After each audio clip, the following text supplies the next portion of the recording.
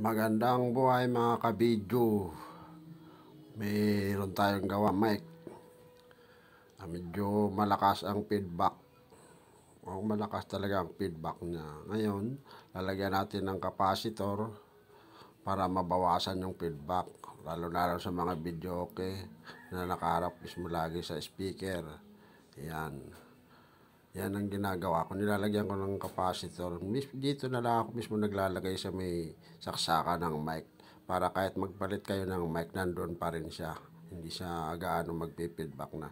Hindi naman kasi totally nawawala yung feedback. Pag nilapit mo sa speaker yan, nagpi-feedback talaga. Pero yan kahit ng mga 2 meters, wala ng feedback yan. Ayan, ganyan lang ginawa ko. Hininang ko lang yan dyan sa may saksaka ng mic, yung capacitor. Kasya naman maliit lang naman kasi yun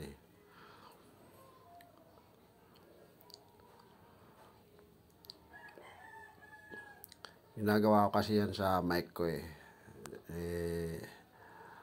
laging nagpi-feedback. Naisipan ko gano'n na lang, lagyan ko ng capacitor para kahit paano, kahit malapit ka mismo sa speaker, hindi siya nagpi-feedback ng malakas.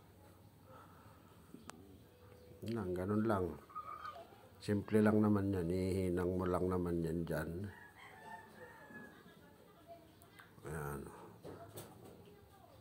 Sa mga hindi pa nakasubscribe, subscribe na lang. Pa-like and share. Maraming salamat sa panonood nyo.